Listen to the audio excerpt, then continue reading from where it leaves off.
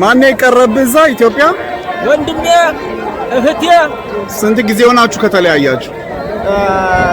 30 ዓመት በላይ።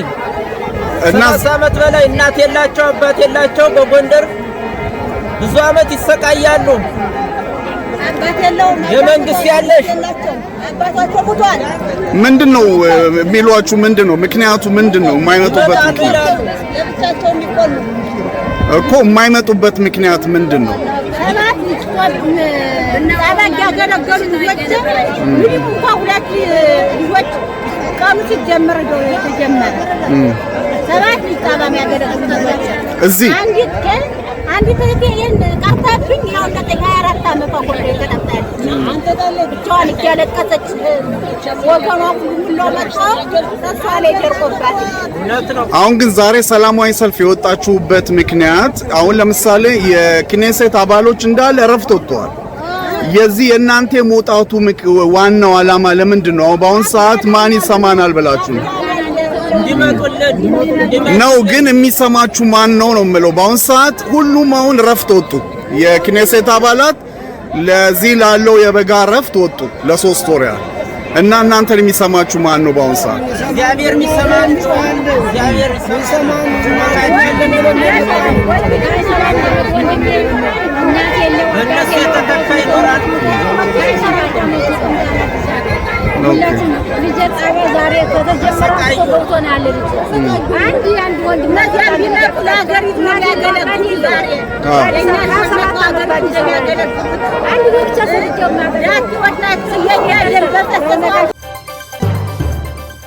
መስመር ላይ አቶ መላኩ መለሰ ከየቤርሼባ ነዋሪ ኢየሩሳሌም ከተማ በአሁን ሰዓት በሰላማዊ ሰልፍ ላይ ይገኛሉ። ጤና ይስጥልኝ አቶ መላኩ።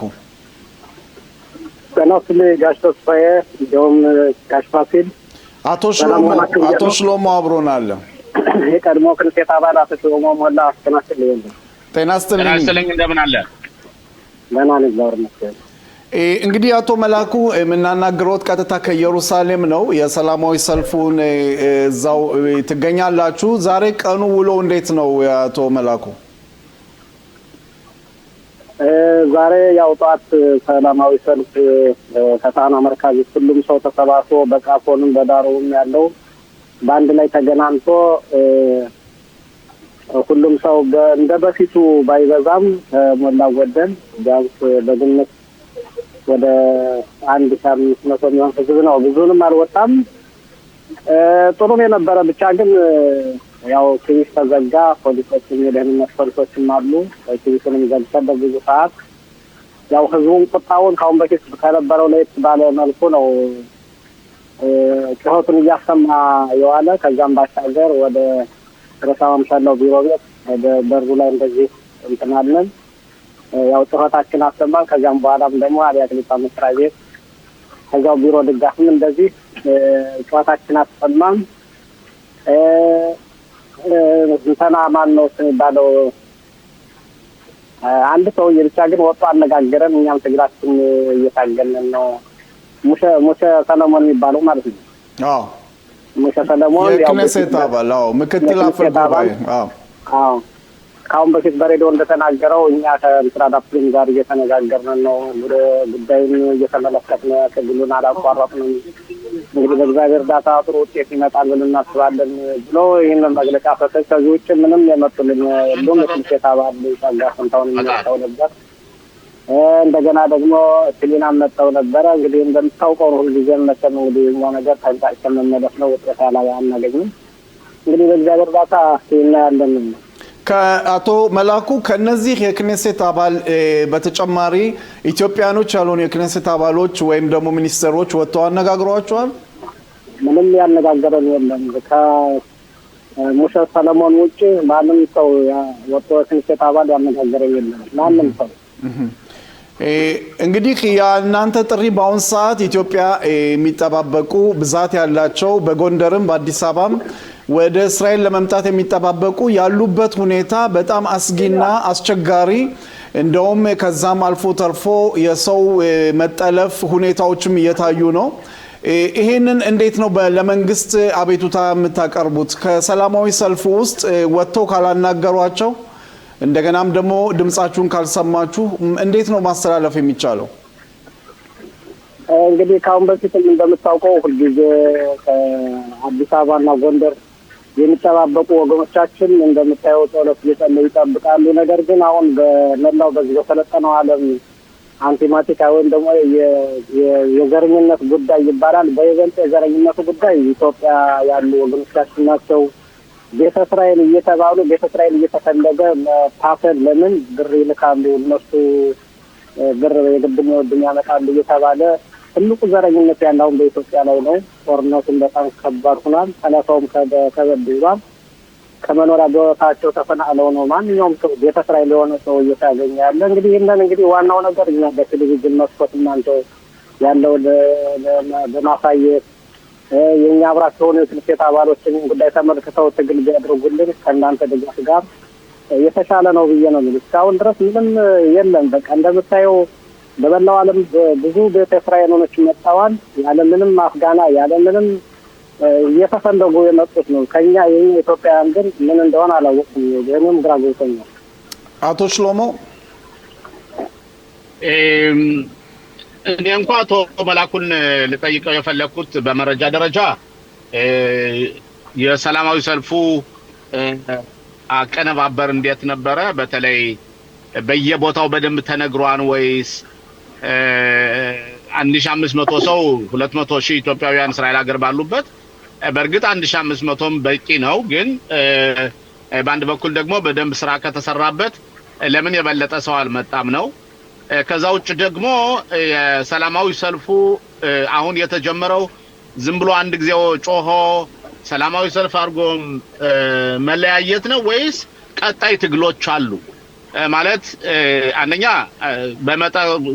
በመጣው ሁለት ሳምንት 3 ሳምንት እንደገና ከዚህ የበለጠ እጥፍ የሚሆን ሰላማዊ ሰልፍ መደረግ አለበት ወይ? ሁለተኛ ጠቅላይ ሚኒስትሩን ለማግኘት ደብዳቤ ያስገብታችኋል ወይ? ሶስተኛ ለምን ነውስ የክኔሴት አባሎች በተለይ ከኛ አብራክ ያሉ የወጡት ከሰለሞን ውጭ ሌሎች ሁለቱ ስለምን ያልመጡ?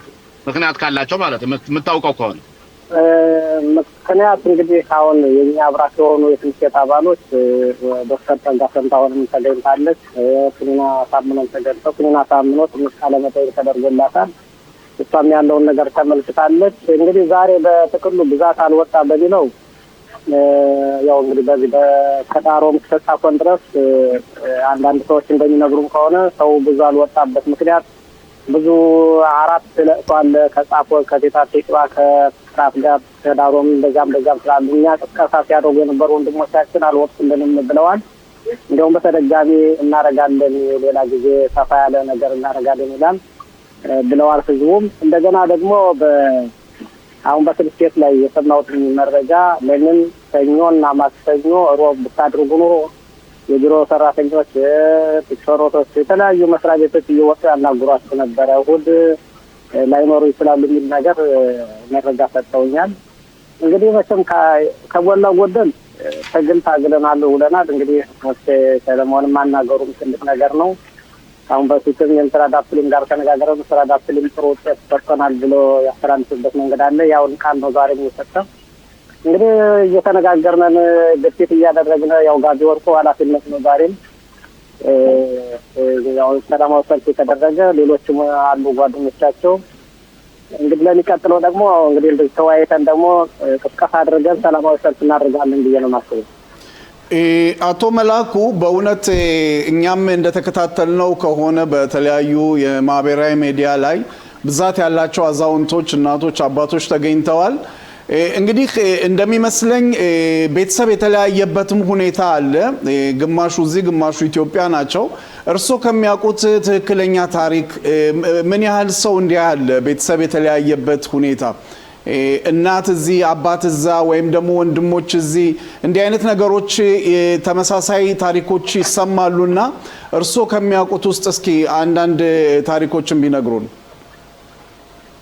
ምን ያህል ቤተሰብ አለ ለሚለውማ እኔ ገርማል ከኔ ጀምር የመጀመሪያ ልጅ ከዛው ነው የቀረች። ምክንያቱም 18 ዓመት ሞልቷት ራሷን ችላ ትመጣለች ሲባል አሁን ዛሬ 3 ወልዳ ተቀምጣለች። ምክንያቱም አንዳንድ ችግሮች ደርሶባታል። እንግዲህ አሁን ባለበት በጦርነትና ከችግር አማርኛ ከመኖሪያ ቦታቸው ላይ መሬት ቆፍረው ውስጥ ገብተው ከቤታቸው የገቡበት ደረጃ ነው። ከቦታ ቦታ እያንቀሳቀሷቸው ነው ያሉ። ይህንንም ራሱ ኢየሩሳሌም ሄጄ አመልክቻለሁ። ለነክኒና ሁላ ፎቶ ልኬያለሁ። አንድም ተሰምት የለም። ልክ እንደኔ አይነቶች ብዙ ሰዎች አሉ፣ ማውቃቸው ብዙ ወገኖች አሉ። አሁን ጎንደር ይቀበላሉ እንደምታውቀው እንደምልክልህ ቪዲዮ ክሊፑን ጸሎት ሲጸልዩ ስንት ህዝብ እንዳለ።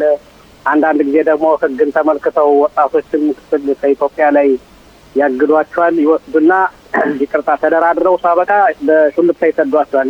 ብዙ ነገሮች አሉ። እኔ ኢንፎርሜሽን እንደማጣራው ከሆነ እና በጣም አስጠቃቂ ሁኔታ ላይ ነው ያሉ ወገኖቻችን። ብዙ ወገን አለ፣ ብዙ ስራ። በተለይ ደጋግሜ የምናገረው በ2014 ፎርም ሙሉ ተብሎ በይፋ ተነግሮ ፎርም ሞልተን ሪሲት የተቀበልን ሰዎች ማአት ናቸው ያሉ። እነዚህ ወገኖች በስራዳ ፕሪማ አጣውቶ አስቀምጧቸዋል። ግን አሁን በጀትም የለ እንቅስቃሴም የለ ታጋይም የለ ብስም ያለ ነገር ነው። አዎ እንግዲህ አቶ መላኩ እኔ አቶ ሽሎሞ የጠየቁት ጥያቄ ነበር። ይሄ ትግል አልፎ አልፎ የሚሆን ትግል ነው። እንግዲህ እንደማስታውሰው ከሆነ በዛ ባሳለፍነው በ2025ም አንዴ ሰላማዊ ሰልፍ ወጣችኋል። አሁን ደግሞ እነሆ 26 እየገባን ነው። በአንዴ የሚበቃ ነገር ነው ወይስ አዘጋጆቹ ለወደፊቱ እዛው አካባቢ ጠቅላይ ሚኒስትር ቢሮ አካባቢ ቋሚ የሆነ ወይም እንዴት ነው እልህ የሚያስጨርስ ሰላማዊ ሰልፍ ለማድረግ ዝግጅት ላይ ናቸው? እንግዲህ አሁን ተነጋግረን ጊዜ ሰጠን ሰፋ ባለ መንገድ እንደ እግዚአብሔር እርዳታ የዛሬው ችግር የደረሰ ባይሆንም ሌላ 2 ሳምንት 3 ሳምንት ጊዜ ሰጠን። እንግዲህ አሁን ደግሞ እንደምታውቀው ምርጫ ሰዓት ነው። እኔ ያለሁ ባይታ ናቸው። መጨረሻው ምን ይሆን ሳናውቅም የግድ የሚወድም መታገል አለብን። እኛ ወደ ሰላማዊ ሰልፍ እንደዚህ የሚያበቃ ነገር አይደለም። እነሱ ቸለልታ ብሰዋል። ያው እንግዲህ ዝም ካልናቸው ተንጫጭተው ዝም ይላሉ ነው። ደግመን ከጋዜጠኞችም ጋርም ከኛ ክልሴታ አብራክ ከኢትዮጵያኖች ዶክተር ጸጋ ፎንታውን ጋር አብረው እንዲተባበሩን ያው እንግዲህ እንነጋገራለን በእግዚአብሔር እርዳታ። እናንተ በቴሌቪዥን መስኮት ለህዝቡ እንግዲህ አንዳንድ መረጃዎችን እዛው እየተቀበሉ ቪዲዮ ክሊፖችንም እየተቀበሉ እንዴት እንደሚሰቃዩ ወገኖቻችን እናንተ በቴሌቪዥን መስኮት አሳዩልን። ባለው ሁኔታ ኢንፎርሜሽን አስተላልፉልን። ሁላችንም ይሄ ክፍፍሉ አይረባም። ወደለጠላ እኛን ህዝብ እየተጎዳን ነው። ከዛ ያለው ወገናችን እንዲመጣም ጥረት አልተደረገም። አንድነታችን ግን ጥሩ ይሆናል ብዬ ነው የማስበው። አንድ ጥያቄ አለ አቶ መላኩ። እሺ አንተ ያነሳኸው ቅድም አለ በጣም አሳሳቢ የሆነ በተለይ በአማራ ክልል እንደሚታወቀው ከፍተኛ የሆነ ውጥረት አለ፣ ጦርነት አለ፣ ውንብድና በዝቷን የኛ ወገኖች ቁርባን እየሆኑ ነው፣ ሁላችንም እናውቃለን። እና ይህንም እንኳን ተመርኩዞ የኛ መንግስት በዛ አካባቢ ያለውን ሰቆቃ በህዝባችን ላይ የደረሰ ያለውን ችግር ለማሰማት ሰላማዊ ሰልፍ ውጪ ጠቅላይ ሚኒስትሩን ለማግኘት እና በተለይ የውጭ ጉዳይ ሚኒስትሩን ለማግኘት ጥረት ተደርጓል ወይ ነው? አሁን ካልተደረገ ደግሞ ግዴታ መደረግ አለበት። ይሄ አንዱ። ሁለተኛ አሁን ካለን የውስጥ መረጃ እኛም ያው የወገኖቻችን ጉዳይ በጣም ስለሚያሳስበን በመንጠይቅበት ጊዜ ለዚህ ጥያቄ ከፍተኛ እንቅፋት ነው ያለው አጽዮኑ ታዳቴት የሚባለው ፓርቲ ነው። በተለይ በስሞትሪች የሚመራውና ሞሾ ሰሎሞን ራሱ መጥቶ የነበረው የምትለው ማለት ነው። ስሞትሪች ነው አሁን መንግስታዊ ውሳኔ እንዳይወሰን እንዲያውም ጠቅላይ ሚኒስትር ቢንያሚን ኔታንያሁን ለካቢኔ ውሳኔ እንዲመጣ ፈልጎ በባጀቱ በፊት እንዳይመጣ ብሎ ያገደው ስሞትሪች ነው። እኔ መረጃው አለኝ። ስለዚህ ለምን ስሞትሪች ቤት ላይ በስሞትሪች ፓርቲ ላይ ለምን ሰላማዊ ሰልፍ አይደረግም? ምክንያቱም እሱ ነው የጥምሩን መንግስት እየዘወረው ያለው። እንግዲህ ስሞትሪች የጥምሩ መንግስት እንግዲህ ዋናው እኛ አናውቀውም፣ አሁን ቢሮውን አናውቀውም። ያው ካመለከቱ የግድም የወድም በሱ ቦታ ላይ ጫና እናደርጋለን፣ ህዝባዊ አመጽ እናደርጋለን፣ ሰላማዊ ሰልፍ እናደርጋለን። እንግዲህ በይበልጥ ደግሞ የሚያውቁት እነዚህ ክልሴት አባሎች ናቸው የሚያውቁት። እኛ አብራቸው ሆኑ እነሱ እንኳን መረጃውና ኢንፎርሜሽን ቢሰጡም እስካሉበት ድረስ አጣርተን ቢሆን እስካሉበት ድረስ ሰላማዊ ሰልፍ እናደርጋለን። የጮና ዳሲት ናቸው። አሁን ሰምቻለሁ እነሱ የኛ ህዝብ እንዲመጣ ትግል ማያድርጉ ለቢናሚን ኔታንያሁም ደግሞ ሰምቻለሁ። ይሄንን በእርግጥ ሃይማኖት መሪዎች ናቸው ዋናዎች የሚሉት እና ኢትዮጵያ ያለው ነገር ጋሽ እንተዳየ ኢትዮጵያ ያለው ጉዳይ በጣም አሳሳቢ ሆነ። አሁን የደህንነት ጉዳይ የለም። ደህንነትን አስመልክተው የተለያዩ ባለ ስራዎች አንዳንድ ችግሮችን ይሰራሉ። ለምሳሌ ወንጀል ሰርተሃል፣ ይህን አድርጋል እያሉ እየወሰዱ እየተደራደሩ የሚለቁባቸው ወጣቶችን ሚና የሚጫወቱባቸው እንደሆነ ሰምተናል። ላይ እንግዲህ ከክንስቴት አባሎች ከእናንተም ሌሎችም ጋዜጠኞችም በትብብር ይህን ጉዳይ ማን ነው ተቃውሞ የሚያቀርብ? ከተቃውሞ ደጃፍ ከተለያዩ ቢሮዎች፣ መስሪያ ቤቶች ሰላማዊ ሰልፍ ጫና አድርገን ካልሆነ ይህ ነገር ወገኖቻችን እዛ እያለቁብን ያሉ በጣም አሳሳቢ ነው። እንግዲህ ሌላው አቶ መላኩ ቀደም ብለው እንደተናገሩት ያለነው የዚህ አመት የምርጫ ዘመን ነው። እንግዲህ ይሄን ምርጫ ዘመን ድጋፍ አድርጎ የበለጠ እንቅስቃሴ ለማድረግ ምን አይነት ዝግጅት ላይ ናችሁ? ሌላው እናንተ እዚህ በመታደርጉት እንቅስቃሴ ኢትዮጵያ ያሉት ጎንደር ያሉትስ ለምን ኤምባሲው ፊት እነሱም አብረዋችሁ በተመሳሳይ እንቅስቃሴዎችን አያደርጉም? ይሄንንም ባለፈው ልኬላቸዋለሁ። አንዳንድ ጊዜ የሚሰሩ ስራዎች አሉ። እኔ ካሁን በፊት ከዛ በኢትዮጵያ ባለው ኤምባሲና ባለው ጦለቴት ላይ የሚሰሩ ስራዎች አሉ ጫና የሚደረግባቸው። ምክንያቱም ከኤምባሲ ሰራተኞች ውስጥ በጣም ብዙ ችግሮች አሉ። አንድ ግለሰብ ወይም ደግሞ ህዝቦች ተባብረው እዛ ላይ አንዳንድ ነገር ቢያደርጉ ትቀራላችሁ፣ ይተርፍቷችኋል ምናምን እየተባሉ እየተንገራገሩ ናቸው። ሊያደርጉት አይችሉም። በጣም ውስብስብ ነው። እዛ ያለው አሰራር ዝም ብሎ ነው በቃ መነገጃ ናቸው። አሁን እኔ ቪዲዮ ክሊፕ እንኳን ተቀብዬ ወደ እናንተ ለመላክ በሹልክታ ካልሆነ ሊቀመንበሩ ራሱ መጠቀሚያ ነው የሚያደርጋቸው። እነዚህ ነገሮች በጣም ጫና አለባቸው። ከዚያ ያለው ሰው ዝም ብሎ ዲሞክራሲ የላቸው። ከዚህ ግን አሁን እንደምትለው አሁንም በየቦታው በየአቅጣጫው ከሰሜን እስከ ደቡብ ድረስ እንደዚሁ ተቀፋቅተን በየጊዜው ስራ አቁመን ወደ ሰላማዊ ሰልፍ በይበልጥ ዛሬ ከነበረው ወጥር ህዝብ ወጥቶ ጫና እንድናደርግ ማድረግ ብቻ ነው የሚቀረን እንጂ ከዚህ ውጭ ማንም ሊረዳን አይችልም።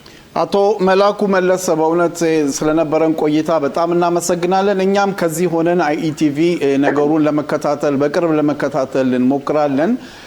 እንግዲህ እግዚአብሔር ከናንተ ጋር ይሁን አቶ መላኩ። አሜን። እኔም አመሰግናለሁ ስለዳመጣችሁ። መልካም ቀን አቶ መላኩ። ጤና ይስጥልኝ አቶ ሽሎሞ። ጤና ይስጥልን። እንደምን አላችሁ አቶ ተስፋዬ እንዲሁም አቶ ፋሲል? መልካም ሳምንት። ጤና ይስጥልኝ ጋዜጠኛ ፋሲል። ጤና ይስጥልኝ ተስፋዬ። እንግዲህ ባሳለፍነው ይሄን ሳምንት በእውነት አርብም ቅዳሜም በኢራንም በአገር ውስጥም በጋዛና በሊባኖስ አካባቢ ያለውን ከዛን ጀምር ብዬ ነው ፋሲል ሁኔታውን እንዴት አየኸው? እንግዲህ ያልታሰቡ ፍንዳታዎች በኢራን በኩል ህንጻ እንደፈረሰና የተለያዩ ምንጮች እንደሚናገሩት ያው እስራኤል ጥብቅ የሆነ መረጃን ብትሰጥ እጄ የለበትም ብትልም ያው ኢራን ውስጥ ፍንዳታዎች ተከስተዋል። በዚህ እንጀምር ብዬ ነው ፋሲል። ፍንዳታዎቹን ብንመለከት እስካሁን ድረስ ማን እንዴት የሚለው መልስ ያገኘ መስሎ አይታይም። ግን እናንተ ስቱዲዮ ውስጥ ከገባችሁ በኋላ የወጣ ዜና አለ። ሳንዙር ፈቅዶት አሁን ይፋ ሆኗል። የጦር ኃይሎች ኤታማዦር ሹማችን ሌፍተናንት ጀነራል ኢያል ዛሚር ባለፈው ሳምንት መጨረሻ ማለትም አርብ፣ ቅዳሜ፣ እሑድ በአሜሪካ ቆይታ አድርገው ነበር። ከአሜሪካም የጦር አዛዦች ጋር ተነጋግረዋል።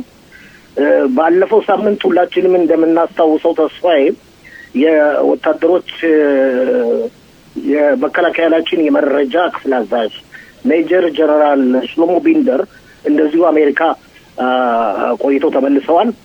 ይህ ሁኔታ የሚያሳየው ያለው ተጨባጭ ሁኔታ እየተሟሟቀ መሆኑን ነው።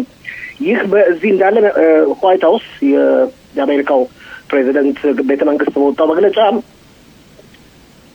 ፕሬዚደንት ዶናልድ ትራምፕ ትዕግስታቸው እያለቀ ነው፣ ትዕግስታቸው ገደብ አለው የሚል መግለጫ ወጥቷል። እስካሁን ድረስ ምን ማለት እንደሆነ ግልጽ አይደለም። በሌላ በኩል ደግሞ ኢራኖች በበኩላቸው ያለው ተጨባጭ ሁኔታ ቤንዚን እየጨመሩበት ነው። የኢራን ፓርላማ ዛሬ ስብሰባ አድርጎ አሜሪካንን፣ እስራኤልና ዓለምን በከፍተኛ ሁኔታ አውግዘዋል።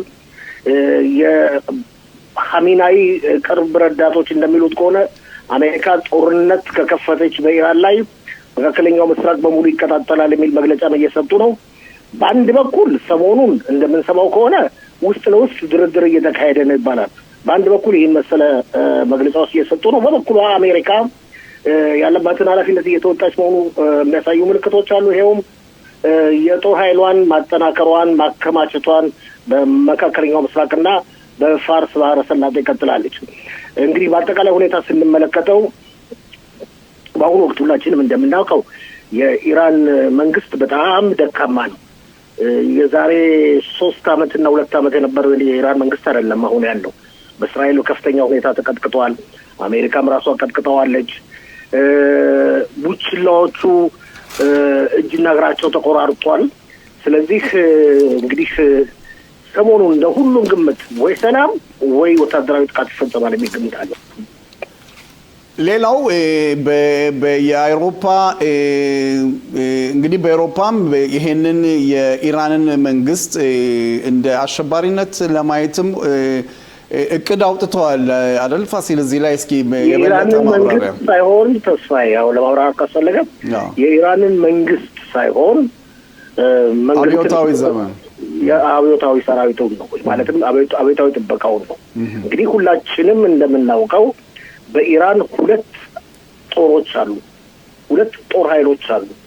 ልክ በጀርመኑ ሂትለር ቨርማንትና ኤስኤስ እንደሚባለው ማለትም ቨርማንት መደበኛ ጦር ነው፣ ኤስኤስ ደግሞ የአብዮታዊ ጥበቃ ማለት ነው፣ ክብር ዘበኛ ማለት ነው። እንደዚሁ በኢራንም እንደዚሁ አብዮታዊ ጥበቃ ጦርና የመደበኛው የኢራን ጦር አለ። ይህንን አብዮታዊ ጥበቃ ጦር ሽብር ፈጠራን ድርጊት በዓለም ላይ ለማስፋፋት ከፍተኛ ጥረት የሚያደርግ ጦር ነው። እንደምናስታውሰው አዛዡ የነበሩት ካሲም ሱሌማኒም በአሜሪካ ላይ የተገደሉት፣ ሌሎቹም አዛዦቹ ደግሞ በእስራኤል ተገለዋል። የአካባቢው የሶሪያ የሊባኖስ አካባቢ አዛዥ የነበሩት ከናስራላ ጋር መሞታቸው የሚታወስ ነው። ከዛም በኋላ ደግሞ በ12ቱ ቀን ጦርነት እንደዚሁ አዛዦቹ ተገለዋል እና ይህ ጦር እንደ ሽብር ፈጣሪ ድርጅት እንደሚቆጠር የአውሮፓ ሀገሮች መግለጫ እያወጡ ነው። እንግዲህ ከምንድን ነው የሚባለው የአውሮፓ ሀገሮች ሁኔታ ያሁኑ ማንቀላፋታቸው እንደቀጠሉ ነው። ትንሽ ትንሽ ግን ነቃነቃ ያሉ መስሎ ይታያል። አቶ ሽሎሞ ጥያቄ ካለ አቶ ፋሲል እኔ እንኳን ልጠይቅህ የፈለኩት የእስራኤል ሀገር ኢታማዦር ሹም አሁን አሜሪካ ላይ ይገኛሉ። ተመልሰዋል ይመስለኛል። ትላንትና ማታ ተዚያው ትላንትና ሙሉ ቀን ከትላንትና ወዲያ ተመልሰዋል ነበሩና አሁን ያለውን ሁኔታ በምናይበት ጊዜ መጨረሻ ላይ ስታስበው እስራኤል ከአሜሪካ ጋር ሁና እጅ ጓንት ሁና ሄዳ ውጊያውን ትቀላቀላለች ብለህ ታምናለህ ወይስ እንዴት ነው? ይኸውልህ ትናንትና ማታ ጀምሮ ሽሎሞ የሚወጡ መግለጫዎች አሉ። አንዳንድ መግለጫዎች አሜሪካ ብቻዋን ጦርነቱን ትጀምርና እስራኤል ከዛ በኋላ ትደባለቃለች ሲሉ የሚሉ መግለጫዎች አሉ። አንዳንዶቹ ደግሞ እስራኤል ትጀምርና አሜሪካ ትደባለቃለች የሚል መግለጫ እየሰጡ ነው። ግን በአሁኑ ወቅት በበላይነት ጉዳዩን የሚከታተሉት አሜሪካውያን ናቸው። እስራኤል ከጎን ሆና እርዳታ መስጠት መቀጠሏን እንደቀጠለች ነው። እንግዲህ የሚያሳየው ልብ በል ሽሎሞ በአንድ ሳምንት ጊዜ ውስጥ 2 ሳምንት 1 ሳምንት ተኩል ጊዜ ውስጥ የጦር ኃይሉ የመረጃ ክፍል አዛዥ ሜጀር ጀነራል ሽሎሞ ቢንደር የጦር ኃይሉ ኤታማዦር ሹም ተደርጎ አይታወቅም እንደዚህ አይነት ጊዜ ውስጥ ሌፍተናንት ጀነራል ያልዛሜ አሜሪካ ሄደው ከዛ በፊት ደግሞ የአሜሪካ ሴትኮም የሚባሉት እሳቸው ደግሞ ተዚህ ሀገር ቲማቸውን ይዘው መጥተው አብረው መክረው ነበር። የአሜሪካው ትክክል የአሜሪካው ሴንትኮም ወይም የአሜሪካው ማዕከላዊ ጦር አዛዥ አሜሪካ ዓለምን በተለያዩ ክፍለ ጦሮች ነው የከፋፈለችው። የሰሜን ክፍለ ጦር አለ፣ የደቡብ ክፍለ ጦር አለ፣ የማዕከላዊ ክፍለ ጦር አለ፣ የአውሮፓ ክፍለ ጦር አለ። እነዚህ በመሳሰሉት ነው የከፋፈለችው። የዚህ የመካከለኛው ምስራቅ የፋርስ ባሕረ ሰላጤ እንዲሁም ግማሽ የካዛክስታን የቱርኪያ አካባቢ ጦር አዛዥ የሆኑት አድሚራል ወደ እስራኤል በመምጣት ከእስራኤል ጦር ኃይል አዛዦች ጋር ተገናኝተው ተወያይተዋል። እንግዲህ አጠቃላይ ሁኔታ ስንመለከተው ስሎሞ ፕሬዚደንት ዶናልድ ትራምፕ ውሳኔ ላይ የደረሱ መስሎ ይታያል።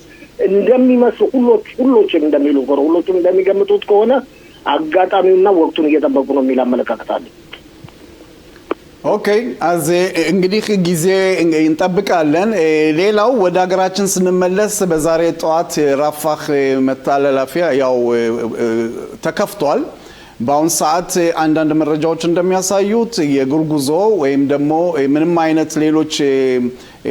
ምንም አይነት ቁሳቁስ እንደማያልፍና የእግር ጉዞ ብቻ ለእግረኞች ብቻ ነው መተላለፊያው። ማንኛውም እግረኛም ሲተላለፍ ወደ እስራኤል የሚገባ ወደ ጋዛ የሚገባ በግዴታ የስም ዝርዝሩ በመጀመሪያ ለእስራኤል ደርሶ ከዛ በኋላ ነው ምርመራ በኋላ የሚባል አለ። ፋሲል እስቲ ሰፋ ያለ ትንተና ካለ በዚህ ጉዳይ። እንግዲህ በመጀመሪያ አንድ መጠቆም ፈልገዋል። በዛሬው ዕለት እሑድ የስሎሞም ተስፋዬም ሳምንታዊ ካቢኔ ስብሰባ ይደረጋል። ብዙ ጊዜ የሚካሄደው ስብሰባው ምክንያት ካኖልና ነገር ካልተፈጠረ በዋና ከተማችን በኢየሩሳሌም ነው። ዛሬ ደግሞ በዚህ በሁለት ዓመቱ ጦርነት ከፍተኛ ጉዳት ከደረሰባቸው ከተማዎች አንዷ በሆነችው ኪሪያት ሽሞኔ ከተማ በሰሜኑ ሊባኖስ ድንበር አካባቢ የምትገኝ ከተማ ተሰብስቦ ነበር። በስብሰባውም ላይ ለመጀመሪያ ጊዜ በዛ በከተማዋ ዩኒቨርሲቲ እንዲከፈት ኪሪያት ሽሞኔ ዩኒቨርሲቲ የተባለ ዩኒቨርሲቲ እንዲከፈት ውሳኔ አስተላልፏል። ለሶስትና ለአራት ዓመትም እስከ 600 ሚሊዮን ሸቀል ድረስ በጀት ተመድቧል ዩኒቨርሲቲውን ለመክፈት። ኪሪያት ሽሞኔ በከፍተኛ ሁኔታ የተጎዳች ነው። አሁን ወደ ራፋህ ስንመለስ ራፋህ ለእግረኞች ነው እንዳልከውም ለመውጣትም ለመግባትም ተከፍቷል። በሁሉም ወገን ለመውጣት ይህን ያህል ቁጥጥር እስራኤል በኩል የሚያስፈልገው አይደለም። ወደ ሌላ ሀገር ነው የሚሄዱት፣ ወደ እስራኤል አይደለም። በሚገቡበት ጊዜ አስቀድሞ ስማቸው ዝርዝር ለእስራኤል ይተላለፋል። የሚገቡት ወደ አዛ ማለትም በራፋህ ኬላ በኩል አድርገው ከዚህ በተጨማሪም መጠናውን ቢሆን በእስራኤል በኩል ፍተሻ አለ። ቁሳቁሶችና ትልልቅ የንግድ እቃዎች ግን በፍጹም አሁን ለጊዜው አይገቡም። መቼ እንደሚገቡ እስካሁን ድረስ ግልጽ ሆኖ አልተነገረም። ያም ሆነ በአሜሪካ አሸማጋይነት የተመሰረተው ሰላም አስከባሪ ክፍል ጉዳዩን በሚገባ እየተከታተለ መሆኑን ለማወቅ ተችሏል። እንግዲህ ዋናውና ትልቁ ጉዳይ ሽብር ፈጣሪዎች ማለትም የሐማስ ድርጅት መፍታት ጉዳይ ነው። በነገራችን ላይ በትላንትና ወዲያ ከ30 በላይ የሚሆኑ ሐማስ ሽብር ፈጣሪዎች ተደምስሰዋል። ምክንያቱም ከዋሻ በመውጣት ጉዳት ሊያደርሱ ከሞከሩ በኋላ ከዛ በኋላ በተወሰደው እርምጃ እንግዲህ ያው ዶናልድ ትራምፕም ብለዋል። ተስፋዬ ጠቅላይ ሚኒስትር ቢንያሚን ኔታንያሁም የተናገሩት አለ። በሰላም ሐማስ ትጥቁን ካልፈታ በጉልበት እንዲፈታ ይደረጋል። አቶ ፋሲል አሜን። እዚህ ላይ ሁለት ነገሮችን የማንሳት ፈልጋለሁ። ያንተን አመለካከት ፈልጋለሁ። አንደኛ እንደሚታወሰው ሐማስ እንደገና ራሱን እያደራጀ እያጠናከረ የጦር መሳሪያ እየገዛ እንዳለና በኃይለኛቱ እየተዘጋጀ መሆኑን አልሞግ ቦከር የሚባለው የታወቀው የጋዜጠኛ አውጥቶ ነበረ። ያን በተመለከተና ሐማስ እንዴት ነው ጦር ይፈታን ተብሎ የሚገመተው? ያ አንዱ። ሁለተኛ ባለፈው ሳምንት የወጣ መረጃ አለ። በጣም የሚያሳዝን መረጃ። ብዙ የተደራጀ አሰራር ሆኖ የኛ ወገኖች የእስራኤላውያኖች አንዱ ደግሞ የሮሽ ሻባኩ ወንድም የዚኒ ወንድም ያለበት በከፍተኛ ደረጃ ገንዘብን ቁሳቁስ ነገሮችን ለሐማስ በገንዘብ አስገብተዋልና እነዚህ ነገሮች እንዴት ነው ይሄ የቀኝ መንግስት እያለ እየፎከረ በአንድ በኩል የሻባኩል መሪ እሱ እና ይሄን እንዴት ታያዋለህ? አንድ በኩል እንግዲህ ጥርጣሬ ነው እስካሁን ድረስ ክስ ቤቱ አልተመሰረተም። ጥርጣሬ ሳይሆን ሙሉ በሙሉ መረጃዎች አሉ። አቶ ፋሲል ቢኖሩ መረጃዎች ቆይተሽሎሙ ክስ አልተመሰረተም። ክስ እስካልተመሰረተ ድረስ ወንጀል ሰርተዋል ተብሎ ሊነገር አይችልም። ያም ሆነ ይህ አቶ ሽሎሙ ይህ ድርጊቱ እውነተኛ መሆኑ በደንብ ከተረጋገጠ ትክክል አይደለም። ግን የመጀመሪያውና የመጨረሻው ጊዜ ሊሆን አይችልም። በእስራኤል በኩል ሆነ በፍልስጤማውያን በኩል የሙስና ድርጊት የለመዱ ብዙ አሉ። በጦርነቱ ጊዜ ፍሬሽ ነገር ሁሉ ገባላቸው ብለን ስንጠይቅ ነበር። በፍጹም ትክክል አይደለም። ይህን ድርጊት የፈጸሙት በስነ ስርዓት ተመርምረው መቀጣት አለባቸው። ህዝቡ የሚያምነው ነው። ግን የሻባኩ አዛዥ ወንድም የባሉ ጉዳይ ወንድምየው ሌሎቹም ወንድሞች እንደዚህ አይነት ድርጊት ሊፈጽሙ ይችላሉ። እሱ ኃላፊነት የለውም በዚህ ጉዳይ ላይ። ኃላፊነቱ የራሱና በልጆቹ በኩል ሌላው ቀርቶ ልጇ እንትን የጥይት መከላከያ ሲሰርጥ እንኳን የመንግስት ህግ አማካሪ ትልቅ ልጅ ነው ኃላፊነት የለብኝም ብላለች ባለፈው ጊዜ። እንደሱ እንደማለት ነው። እኔ በበኩሌ እንደዛ ነው ብዬ ነው ገምተው። እና ሁለቱን ጭራሽ ማገናኘት አይችልም። ማገናኘት ይቻላል። ነገሮችን አንተ ሮጠህ ሄደህ ከሌላ ነገር ጋር አያያዝካቸው ትክክል አይደለም። ይሄ በጭራሽ ሊያያዝ የማይችል ነገር ነው። በብዙ በጭነት እየጫኑ በገንዘብ የጦር መሳሪያዎችን የተለያዩ ነገሮችን ማስገባትና ገና ከአንድ ግለሰብ ወታደር ሆኖ የሚለው ይሁኑ አንድ የሆነ እንትን ትክክል አይደለም። ማንኛውም እኔ ቀኝም ሳይሆን የግራም ሳይሆን ማንኛውም የግራም የቀኝም የሐማስ እንደገና መጠናከር ሳይ መንግስት ሐማስ እየተጠናከረ ነው። ስለዚህ በፕራይስ ጠቅላይ ሚኒስትር ቢንያሚን ኔታንያሁ ስለተመረው ንጻኾን ሙኽላት ማለትም የመጨረሻ ገና መደምሰስ ዜሮ እየሆነ ነው። ዜሮ መሆን ሳይሆን ገና አልተደረሰም። ንጻኾን ሙኽላት ወይም ቶታል ቪክትሪ ላይ ገና ነው፣ አልተደረሰም። አሁን ማንም ተነስቶ አሁን ቶታል ቪክትሪ አግኝቻለሁ ማለት አይችልም። ሐማስ ካልተደመሰሰ ድረስ በፍጹም ሊሆን አይችልም። ጠቅላይ ሚኒስትሩም አሁንም ቢሆን አሁን ቶታል ቪክትሪ አግኝቻለሁ ወይም ማለትም አጠቃላይ ድል አግኝቻለሁ ማለት እና ብሎም ሲናገሩ አልሰማችሁ። ያም ሆነ ይህ ትክክል አይደለም። ሁለተኛ ሐማስ እንደገና እየተደራጀ ነው። ግን ትክክል ነው የሚደራጀው ቢሆንም የመደራጀቱ ጉዳይ ሰው ይመለምል ይሆናል እንጂ የሚያልጦ መሳሪያ ነገር መስሎ ማይታየኝ። ምክንያቱም እስራኤል ከአዛ ቀበሌ 153 እጁ በእጇ ነው ያለው። የራሳችን አጠፋሲል እየተደረገ ያለው እኮ ድመቱን እኮ ወተት ጠብቅ እየተባለ ነው። ድመቱን ወተት ጠብቅ ማለት ነው። ማለትም እኮ ሐማስና የቱርክና የካታር መሪዎች እነሱ መጥተው ነው እንደ ሐማስ የጦር መሳሪያ እነሱ አይመጡም። ወታደሮቻቸው አይመጡም ፍጹም። ይሄን ነገሮችን እየቀመሙ መግለጫ መስጠቱ በሌሎች በኩል ትክክል አይደለም። እነሱ አይመጡም። እነሱ በፖለቲካው ክፍል በተመሰረተው ሸንጎ አባል ይሆናሉ ነው የተባለው እንጂ ወታደሮቻቸው በጸጥታ አስከባሪ ጓደኝነት ይካሉ ነው። ሁለት ሀገሮች እኮ ትራምፕን እየዘወሩት ነው ያሉት። አስጨርሰኝ አቶ ሽሎሞ። ጸጥታ አስከባሪ ሆነው የቱርክና የአዛ ወታደሮች ይመጣሉ በማለት ነገሩን ለመለወጥ የሚደረገው ጥረት ትክክል አይደለም። አሁን ሁለታችንም ቢሆን እኔም እንኳን ትክክለኛውን እውነተኛውን ነገር ብንተነትን የተሻለ መስሎ ይታያል። የሸንጎ አባል ናቸው። ይህም ጥሩ አይደለም፣ ግን አባል ናቸው ቱርክና አዛ።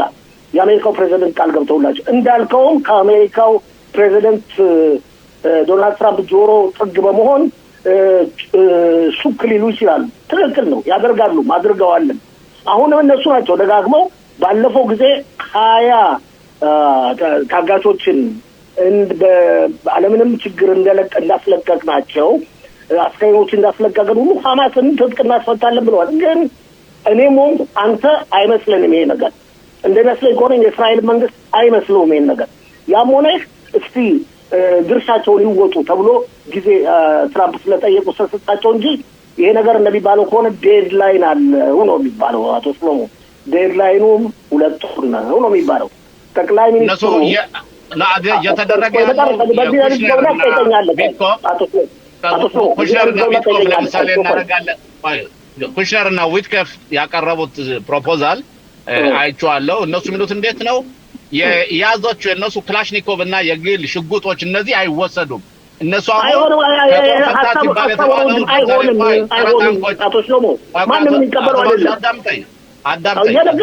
ማንም የሚቀበለው አይደለም። ሊቀበለው አይችልም። ክላሽንኮቭ እና ኤጅ ቦምቦች እነዚህ ግራኒቶች ትንንሽ ኤጅ ቦምቦችን አስቀርቶ ትጥቅ ፈቱ ማለት ሊሆን አይችልም። ወደ 60 ሺህ የሚጠጉ ክላሽንኮቮች አላቸው። ሌላ ቀርቶ ይሄን መንግስት በጥብቅ እንደግፋለን የሚሉ ሁሉ አይደግፉትም። ይሄ ውሳኔ ከተወሰነ መጨረሻ ላይ ግን እዛ ደረጃ እኮ አልደረስንም። ከተደረሰና ውሳኔ ከተመሰረተ አሁን እንደምትለው እነሱ ምናልባት አቀርቦ ሊሆን ይችላል ኩሽነርና ዊትኮፍ ይሄንን ሀሳብ ግን ማንም የሚቀበለው አይደለም። ትጥቅ ፈቱ ማለት አይደለም ክላሽንኮቭ ይዞ። ስለዚህ እንደና ያመለካከል እንደምመለከታቸው ዜናዎች በቀኝም ሆነ በግራ ክንፍ ይሄንን ሀሳብ የሚቀበሉ ስለይታይ ኦኬ ወደ ሌላ ርዕስ ልውሰዳችሁና በፖለቲካ ከፍተኛው ፍርድ ቤት በሚኒስትር ቤንግቪርን ባስመለከተ ውይይቱን ቀጥሏል። በአሁን ሰዓት በፖለቲካ ውስጥ በእውነት አነጋጋሪ የሆነ ነው። ከፍተኛ ፍርድ ቤት ሚኒስትርን ከስልጣን ያወርዳል አይወርድም የሚለው ሁኔታ ላይ በዛ ምን አይነት አመለካከት አለ ፋሲል? ከስልጣን ውረድ ብሎ ትዕዛዝ መስጠት አይችልም። ማለት የሚችለው ከፍተኛው ፍርድ ቤት ጠቅላይ ሚኒስትሩን ካቢኔው ሰብስብና ቤንግቪርን በማስመልከት ሚኒስትሩ ማስመልከት ውሳኔ ላይ ድረስ ማለት ነው የሚችለው። ያም ሆነ ይህ እዛ ደረጃ የምንደርስ መስሎ አይታየኝም። በጣም ሩቅ ነን ያለ ነው። ሊሆንም ይችላል ተስፋዬ ስለሆነ ሊሆንም ይችላል። ነገር ግን ከፍተኛው ፍርድ ቤት ይህን መሰል ውሳኔ ከወሰነ እንደኔ አመለካከት ከፍተኛ ለውጋዋት በመንግስትና በከፍተኛው ፍርድ ቤት መካከል ይፈጠራል የሚል ግምት ነው ያለኝ። እንደመስለኝ ከሆነ ከፍተኛው ፍርድ ቤት እዛ እንዳይደርስ ብዙ ዘዴዎች ይጠቀማል የሚል ግምት ነው ያለኝ። አቶ ሽሎሞ በዚህ ጉዳይ ላይ አቶ ሽሎሞ የኔ እንኳን ያለ ሐሳብ ከፍተኛ ፍርድ ቤቱ በዚህ ላይ ከአቶ ፋሲል ጋር እስማማለሁ። ጣልቃ የሚገባበት መስቷ ይታየኝ። በተለይ የሚደረጉትን የከፍተኛ ፍርድ ቤቱን ውይይቱንና ከዚያ የሚወጡትን ፕሮቶኮል በምናይበት ጊዜ ሊሆን የሚችለው ጠቅላይ ሚኒስትር ቢንያሚን ኔታንያሁ ከፍተኛ ወቀሴታ ሊያደርጉባቸው ይችላሉ። እንደዚሁም መልሰው ቻንስ ይሰጧቸውና ቤንግቪር አሰራራቸውን እንዲያስተካክሉ የሚል ሳክዲን ወይም ውሳኔ ይወስናሉ እንጂ ጠቅላይ ሚኒስትሩን አስገድደው አባረው ሊሉት አይችሉም። እኔ እንደምገምተው ከሆነ ያካሉት ድራማቲክ ነገር ይሆናል ብዬ አስባለሁ። ያ ደግሞ እንዲያውም አሁን ያለውን የከፍተኛ ፍርድ ቤትና የመንግስትን ሽኩቻ ወይም ጥላቻ የበለጠ ስለሚያስፋፋው ግን በህጉም በመናይበት ጊዜ እንደማስበውና እንደምገምተው ከሆነ ከፍተኛ ፍርድ ቤቱ ጣልቃ ገብቶ ቤንግቪርን ከስራ አባረው ብለው ጠቅላይ ሚኒስትር ኔታንያሁን የሚያስገድድ ብይን ይበይናሉ ብዬ አላስብም። ብለን ተስማማን አይደል? እንደዚህ ነው እናንተ አንዳንዴ እንስማማለን። አቶ ፋሲል ብዙ ጊዜ እንስማማለን። ለማንኛውም ከፍተኛው ፍርድ ቤት እዚህ ነገር ውስጥ ጣልቃ የሚገባ መስሎ አይታየንም። ያው ሽሎሞም ብሎታል። ግን ጣልቃ ከገባ ሽሎሞም እንዳለው ብዙ ችግር ይፈጠራል። ስለዚህ ልብ እንደሚሉ ሁላችንም እናስለው። ችግሩ የቤንግቪር የስራ ውጤት በተለይ ትናንትና ማታ ባየነው ከፍተኛ ሰላማዊ ሰልፍ አረቦችን ያለውን ግድያ በዛ ያለውን ወንጀል አለመቆጣጠራቸው አለመስራታቸው ራሳቸው ጠቅላይ ሚኒስትር ቢንያሚን ኔታንያሁ አሻግረው የማዩ ይመስላል።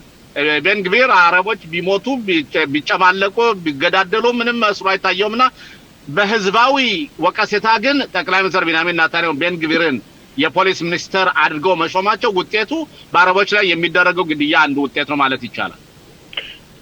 አይመስለኝም። እርግጥ ቤንግቪር ሊያን የአረቦች አፍቃሪ አይደሉም ሁላችንም እንደምናውቀው። ግን አረቦች እዚህ ደረጃ ላይ በእርስ በርሳቸው የሚፈጽመው ግድያ የደረሰው መጀመሪያ ራሳቸው ጥፋት ነው።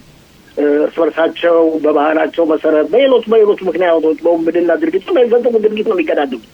ግን የቤንግቪር ወይም የፖሊስ ሚኒስትር ወይም የጸጥታው ኃይል ኃላፊነት አለባቸው አልኩኝ እኮ ልመጣልህ ነው እኮ መንግስትን ያሞነ መንግስትና የሚኒስትሩ ጽሕፈት ቤት ይህንን ችግር የዜጎችን ችግር የመፍታት ደግሞ ትልቅ ኃላፊነት አለበት። ከኃላፊነት ላወጣው አልችልም። ግን እንዳልኩት ከመጀመሪያው ጥፋተኛዎቹ ራሳቸው በየመንደሮቻቸው የፈጸሙት ድርጊት ነው። ይህን ነገር እንዲያሳሱና እንዲለውጡ ደግሞ መንግስት ኃላፊነት አለበት። መንግስት ኃላፊነቱን መወጣት አለበት። ኦኬ እንግዲህ ይሄንን ካልን በእውነት ከሰሞኑ ይሄንን ሳምንት ከፍተናል። ዛሬ እሑድ እንግዲህ የፖለቲካው ውጥረቱ እየቀጠለ ነው። የመጨረሻ ጥያቄ ፋሲል፣ በአሁኑ ሳምንት ከፖለቲካው የምንጠብቀው ምን ይመስሉ ይታያል? በምርጫው ሰሞን እንግዲህ እንቅስቃሴዎችም እየተደረጉ ነው። ምን አይነት አዲስ ነገሮች ይኖራሉ ብለህ ታስባለህ ፋሲል? ብዙ አዲስ ነገሮች የምናይበት ሳምንት ይኖራሉ። አንጠብቅም። በፖለቲካው በኩል ያም ሆነ ትልቁ ነገር ያው ምርጫው እየተቃረበ ነው። ሁሉም ለምርጫ ማሯሯጣቸውን ጀምረዋል። አዳዲስ ፓርቲዎችም እየተቋቋሙ ነው። ውህደቶችም ይፈጠራሉ የሚል አመለካከት አለ። ከዚህ በተለፈ ትልቁ ነገር ክረምት ውስጥ ነው ያለነው እንላለን እንጂ በአየሩ ጸባይ ሁኔታ ክረምት ውስጥ አይደለም። በጋ የመጣ መስሎ ነው የሚታየው። ዛሬ ሙቀቱ መጠን በተለያዩ ቦታዎች እስራኤል ውስጥ 30 ዲግሪ ሴንቲግሬድ አካባቢ የደረሰ መስሎ ይታያል። አሁን ከስቱዲዮ ወጣ ብትልም ተስፋዬ ነው ሽሎሞም እንደዚሁ ተመለከቱት ፀሐዩ እንደው ቦረክ ብሏል እና ዝናብ ምናልባት ማክሰኞ አካባቢ እንደዚህ ትንሽ ጣል አድርጎ ተመልሶ ይጠፋል የሚል ግምት ነው ያለው። ይህ ነው ሳምንቱ ትልቁ ነገር ብዬ የምገምተው። ኦኬ አቶ ሽሎሞ በዚህ ጉዳይ ላይ በፖለቲካውም በአየር ጸባይን ባስመለከተ የመጨረሻ ጥያቄ አቶ ሽሎሞ አልሰሙም። እሺ ጋዜጠኛ ፋሲል ለገሰ በእውነት ስለነበረን ቆይታ በጣም እናመሰግናለን። መልካም ሳምንት እንመኛለን። ተስፋዬ በጣም አመሰግናለሁ። መልካም ሳምንት ለተመልካቾቻችን። በዚህ አጋጣሚ በዛሬው ዝግጅታችን ተስፋ የተለያዩና ልዩ ፕሮግራሞችን በሳምንቱ መጀመሪያ ይዞላችሁ ይቀርባል። በሚገባ ተከታተሉ ላለው አንተንም ሽሎሞንም በጣም አመሰግናለሁ። በመጀመሪያ በእውነት ሌሊቱን ሙሉ አልተኛችሁም። በተወሰነ ሰዓት ለመከታተል ሞክሬያለሁ፣ ግን እኔ ቤት ስለሆንኩኝ ያው ለመተኛት ችያለሁ። በመጀመሪያ በእውነት ሌሊቱን እንዴት አሳለፍሽው? ስሜቱስ እንዴት ነው? የበጀቱ ማለፍ ከዛን ጀምር ዶክተር። አዎ በትክክል ሌሊቱን በሙሉ እዛው ነው ያደርነው። ነገር ግን በፓርላማ ወይም በክነሴት የተለመደ ነው፣ የመጀመሪያ ጊዜ አይደለም። ይቅርና ይሄን ትልቅ ነገር የገንዘብ በጀትን አመታዊ በጀትን በተመለከተ በሌሎች ጉዳዮች ላይ ብዙ ጊዜ ያደርንበት ጊዜ ነበርና የተለመደ ነው፣ አዲስ አይደለም።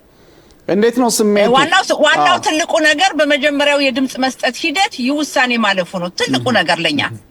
ዶክተር ጸጋ እኔ ጥያቄ ልጠይቅ እፈልጋለሁ። ከ68ቱ 62 ብቻ ድምጽ የሰጡ ለምን ነው? በመጀመሪያ ደረጃ ከ68ቱ 62 ብቻ ሲሰጡ 6 ጎሏል። ከ6ቱ ግን 3ቱ ናቸው እንጂ የተቃወሙ፣ ሌሎቹ 3ቱ በውጭ ሀገር በተለያዩ ስራ ስለሄዱ የነሱ ቁጥር አይቆጠርም። ማለት 3ቱ ብቻ ናቸው። ከ68ቱ 65 ነበርን። እንግዲህ ይህን በጀት ባስመለከተ ያው የመጀመሪያው ዙር ነው። አቶ ሽሎሞም አሁን ተንትነውታል። በየኮሚቴው ይሄ በጀት ሊበታተን ነው። በየኮሚቴው እንግዲህ ያለው ውይይት ጊዜ ሊወስድ ይችላል። ያንቺ ስሜት ምን መስሎ ይታይሻል? የሚቀጥለው ሁለተኛው ዙር እንደዚሁ በቀላሉ ያልፋል ብለሽ ታስቢያለሽ? በመጀመሪያ ደረጃ የተለመደ ነው። የመጀመሪያ ድምጽ ከተሰጠ በኋላ ወደ ኮሚቴው ይሄዳል። ወደ ገንዘብ ኮሚቴ ማንኛውም ህግ ነው፣ በአጋጣሚ ይሄ ብቻ አይደለም። ወደ ገንዘብ ኮሚቴ ይሄዳል። የገንዘብ ኮሚቴ በዛ ድርድር ላይ የተለያዩ መጨመር መቀነስ የተለያዩ ነገሮች ይኖራሉ። ያለ ነው። ይቅርና በጀትን ያክል ነገር ለትንሹም ያለ ነገር ነውና ግን መጨረሻ ላይ እርግጠኛ ነኝ በጀቱ እንደሚጸድቅ። ይሄን በጀት ዶክተር ተጋ እዚህ ላይ ያለው ባጀት እንደሚታወሰው በተለይ ኢትዮጵያ የቀሩትን ሰዎች ወገኖቻችን በተመለከተ አንቺም ደጋግመሽ ሰርተሽበታል። ወደ 1200 የሚሆኑ የኛ ሰዎች የመምጣት ፈቃድ ያላቸው ወይም ስራ ደምረም አፕሩቭ ያደረገላቸዋልና እነሱን በተመለከተ እስከ ይህ ጉዳይ የነሱ ጉዳይ እስከ ባጀቱ አብሮ ይጸድቃን ወይስ በኮሚቴ ነው እንዴት ነው የነሱ ሁኔታስ? በጥሩ አቶ ሽሎሞ በትክክል ማስቀመጥ ፈልጋለሁ። አንዳንድ ጊዜ አንዳንድ ሰዎች የተሳሳተ ወሬ ያሰራጫሉ። እንዲሁ ዝም ብለው የሚያናፍሱ አሉ መረጃውን ሳያውቁ። በበጀት ጉዳይ አይደለም ይሄ ነገር። እነዚህን ሰዎች ለማምጣት አዲስ የመንግስት ውሳኔ ያስፈልጋል። አክላታት ሜምሻላ የምንለው አክላታት ሜምሻላው ነው እንጂ የገንዘብ ጉዳይ አይደለም ማነጋግረው። አክላታት ሜምሻላ ግን ማምጣት ያስፈልጋል። ካሁን በፊትም ሰዎቹ ቀደም የመጡት ከነዚህ በፊት የነበሩት በመንግስት ውሳኔ መሰረት ነው የመጡት። ስለዚህ 5000 መጣው ካለቁ የተረፉ ነው። ስለዚህ የመንግስት አዲስ ውሳኔ ነው የሚያስፈልገው እንጂ ሌላ ነገር የለም። መረጃ ከፈለክ ወረቀቱንም ልልክልህ ይችላልው። አንዳንዶቹ ግን ከበጀት ጋር የሚያገናኙ አሉ። በሬ ወለደ ብለው ዝም ብለው የሚያወሩ የሚዋሹ ሰዎች አሉና በተለይ አሁን ምርጫ እየቀረበ ስለሆነ ብዙዎቹ የሚያወሩትኝ የተለያየ ነገር ይናገራሉ። ነገር ግን ነገሮችን መመርመር መጠየቅ ያስፈልጋል። እኔ ጠይቄ ያገኘሁት መረጃ ይሄ ነው። እንግዲህ ዶክተር ጸጋ ሌላው የሊኩድ ፓርቲ እና በአጉዳት እስራኤል አንዳንድ በፖለቲካ ግጭት እየታየ መሆኑን አንዳንድ መረጃዎች እያሳዩ ነው። ምንድነው ችግሩ እዛ ዶክተር? ተመልከት አትርሱ የኛ ጥምር መንግስት እንዳጋጣሚ ሆኖ እንግዲህ ተመልከቱ ከ40 ዓመት ወዲህ ሊሆን ነው አንድ ወይም ሁለት የፖለቲካ ፓርቲዎች ብቻ አይደሉ መንግስትን የሚያዋቅሩት ያ በመሆኑ የእያንዳንዱ በተለይ እነዚህ ትንንሽ የፖለቲካ ፓርቲዎች ያለነሱ ጥምር መንግስት እንደማይኖር ስለሚያውቁ ወይም መንግስት ማዋቀር ስለማይቻል በተለያዩ አጋጣሚዎች የራሳቸውን መብት ለማስከበር ካላቸው ቁጥር ከክነሴት መቀመጫ ወንበራቸው ባነሰ ሁኔታ ኃይላቸውን ማሳየት ይፈልጋሉ እና በተለይ በዚህ በውትድርናው ላይ በጊዩስ የሃሪዲ ተወላጆች ውትድርና ያገልግሉ በሚለው ጉዳይ ላይ ለምሳሌ ሻስን ብንወስድ ሙሉ በሙሉ ይደግፋሉ የሻስ ሰዎች ውትድርና ያገለግላሉ የሻስ የክነሴት አባላት ውትድርና ያገለግሉ ናቸው ልጆቻቸውን በማገልገል የሚገኙ ናቸው እነዚህ አጉዳት እስራኤልና ያህዱት አቶራር ግን እነሱ ምንድነው ያላቸው አቋም አገልግሉ ከዛም ደግሞ የኛ ሃይማኖታችን ወይም ደግሞ የኛ ወታደራችን የኛ ጠባቂያችን አምላክ ነው የሚሏሉ ይሄንኛ እንቃወምም እስራኤል ስትቋቋም በመላው ዓለም የተበተነው የይሁዲ ህዝብ ቤት ናት ነገር ግን የማይማሩት ሃይማኖትን ይማሩ ሃይማኖታችን ነው እዚህ ያበቃን ነገር ግን የማይማሩት ማገልገል አለባቸው በሚለውና ማገልግሉ ከሆነ የማይማሩ ሆነው የተነደፈው ህግ የገንዘብ ቅጣት አለበት የገንዘብ ቅጣት በግለሰብ አንዳንዱ ሰው አይደለም ተቋማታቸውን ቅጣት አለና በዚህ ጉዳይ ላይ ብዙ ክርክር አለን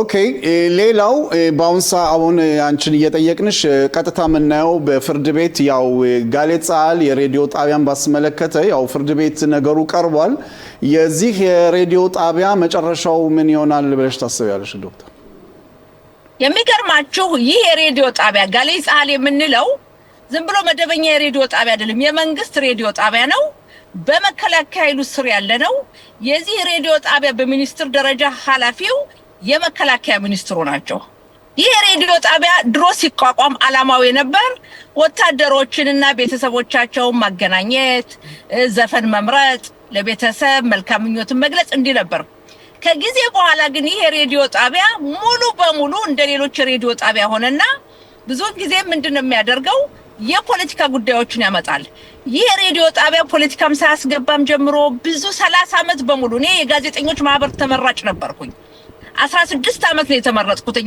4 ዓመት 4 ዙር ነው የተመረጥኩት በዛ ዘመንም ብዙ ጊዜ አወዛጋቢ ነው ይሄ ሬዲዮ ጣቢያ መዘጋት አለበት የመከላከያ ኃይሉ የሬዲዮ ጣቢያ በዛ የሚያገለግሉት ደግሞ ማን መሰላችሁ ወታደሮች ናቸው እነዚህ ወታደሮች በፖለቲካ ለምን ይገባሉ የሚለው ብዙ ሲያነጋግር ቆይቷል ስለዚህ ይሄ ሬዲዮ ጣቢያ የመዝጋትና የመክፈት መብቱ የመከላከያ ሚኒስትሩ ነው የሚደንቃችሁ በአሁኑ ሰዓት የመከላከያ ሚኒስትራችን እስራኤል ካዝ ይሄን ሬዲዮ ጣቢያ ልዝጋሉ ከዛ በፊት የነበሩት በሙሉ ቤኒ ጋንጽን ብንወስድ አይዝንኮትን ብንወስድ ድሮ ከአዘርባይጃን ጀምሮ ይዘጋ የሬዲዮ ጣቢያ የሚል ነው ያለውና አሁን ግን መታወቁስ ነው ሁሉ ነገር ከፖለቲካ ጋር ነው የሚያያይዙት ለምን ይሄ መንግስት መከላከያ ሚኒስትሩ ይዘጉታል በሚል ነው ለከፍተኛው ፍርድ ቤት ያቀረቡት በኔ አመለካከት ይሄ ሬዲዮ ጣቢያ ፖለቲካ ነገሮች መንካት የለበትም ይሄ ሬዲዮ ጣቢያ ከሆነም ለወታደሮች ሙዚቃ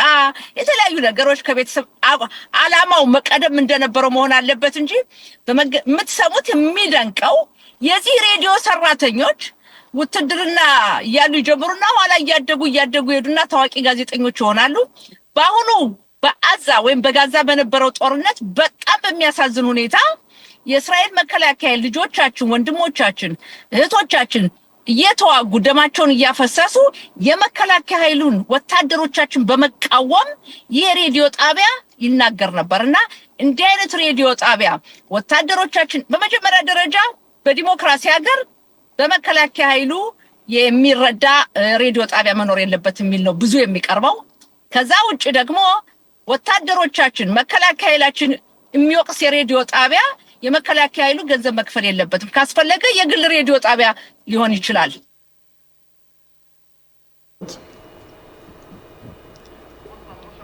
አቶ ሽሎሞ ይሰማል ጥያቄ ካለው ለዶክተር ጸጋ እሺ እኔ መጠየቅሽ ለመጠየቅ የምፈልገው እንግዲህ ዶክተር ጸጋ ይሄ አመት የምርጫ አመት እንግዲህ ከውጭ ያሉትን ገና በመንግስት ስር ያሉ ፓርቲዎች አዳዲስ ፓርቲዎች እንደዚሁም የቀድሞ የጠቅላይ ሚኒስትር የነበሩ ናፍታሊ ቤኔት እንዲሁም በየሄዱበት ጠቅላይ ሚኒስትር ቢንያሚን ኔታንያሁን ለመቀየር የሚያደርጉትን ጥረት እንቅስቃሴ እያደረጉ ነው።